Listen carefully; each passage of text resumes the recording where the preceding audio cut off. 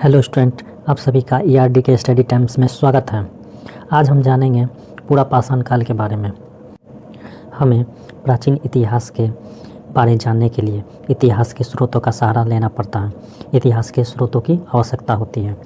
इतिहास के मुख्यतः दो स्रोत हैं जिसके कारण हमें अतीत की जानकारी प्राप्त होती है। पहला अलिखित स्रोत, दूसरा लिखित स्रोत। अलिखित स्रोत जैसे कि स्मारक या भवन, सिक्के, मिट्टी के बर्तन, धातु के औजार, पत्थर के औजार, प्रतिमाएं, मूर्तियां या अन्य ऐसे चीज़ें हैं जैसे हमें जो पहले के लोग थे जिन्होंने इसका उपयोग किया, इसके आधार पे हमें अतीत की जानकारी मतलब पहले जो भी कुछ बीत चुका है उसके बारे प्राप्त होता है। प्राचीन काल के यही जो अवशेष हैं जैसे कि मिट्टी के बर्तन, प्रतिमाएं, इसके आधार पे हम जो भी अध्ययन करते हैं इसे हम पुरातत्व विज्ञान कहते हैं।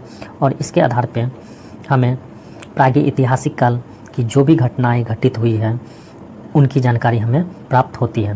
प्रागैतिहासिक काल यानी वैसे काल को कहते हैं जिनका लिखित प्रमाण नहीं है। वो अवशेषों के आधार पे हमें प्राचीन समय की जानकारी प्राप्त होती है। प्रागैतिहासिक काल को तीन भागों में बांटा गया है। एक पूरा पाषाण काल, दूसरा मध्य पाषाण काल, तीसरा नव पाषाण काल। आइए स्टार्ट करते हैं पूरा पाषाण काल।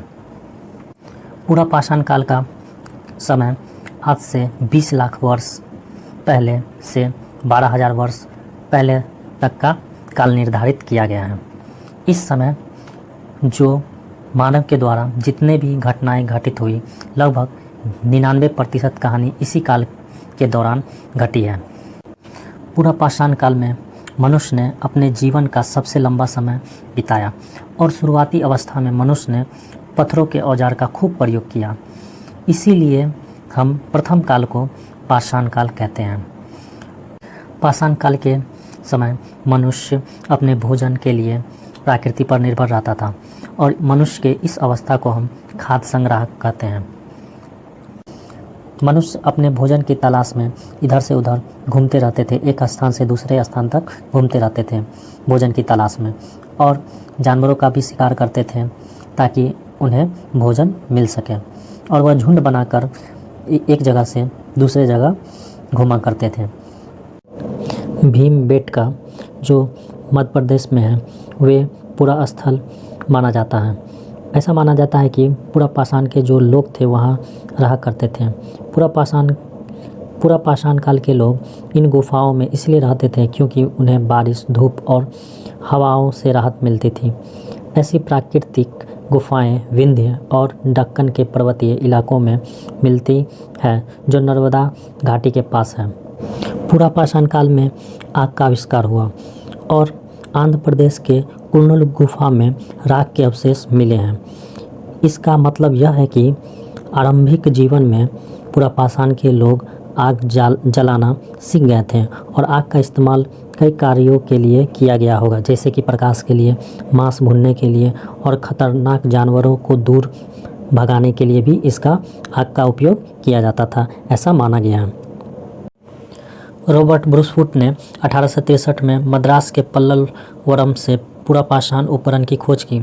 इसलिए रॉबर्ट ब्रूसफुट को भारतीय प्रागैतिहासिक काल का पिता कहा जाता है। पूरा पाषाण काल को तीन भागों में बांटा गया है। पहला पूर्व पूरा पाषाण काल, जिसे हम निम्न पूरा पाषाण काल भी कहते हैं या फिर लोअर पूरा पाषाण काल भी कहते हैं। दूसरा है मध्य पूरा पाषाण काल और तीसरा उत्तर पूरा पाषाण काल।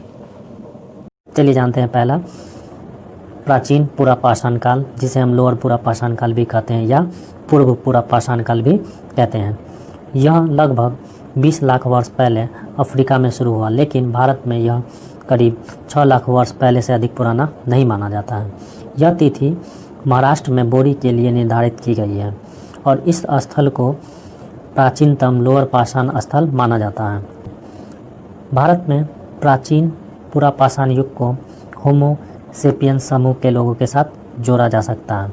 उस समय के लोग हाथ से इस्तेमाल करने वाले कुल्हाड़ियों, गराशों और चाकुओं का उपयोग करते थे।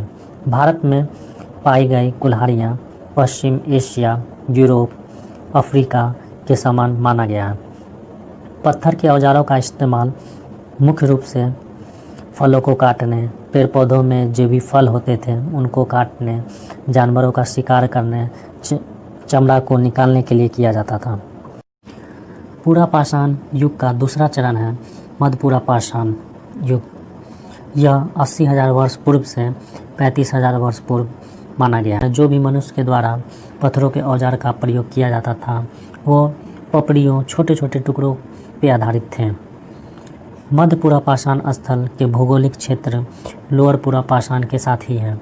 इस युग की कलाकृतियाँ नर्मदा तथा तुंगभद्रा नदी के दक्षिण में कई स्थलों पर पाई गए हैं। बेलान घाटी, जो कि उत्तर प्रदेश राज्य में स्थित है, पत्थरों के औजार, हिरण सहित पशुओं के जीवाश्मों के बारे हमें काफ़ी कुछ मिला है।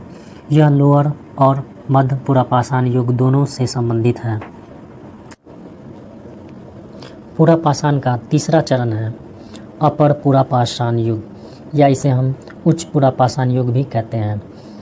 यह समय 35,000 वर्ष पूर्व से 12,000 वर्ष पूर्व माना गया है। इस काल में पपड़ियों, पत्तियों, खंतियों और खुरचनों का आकार काफ़ी बड़ा देखा गया है।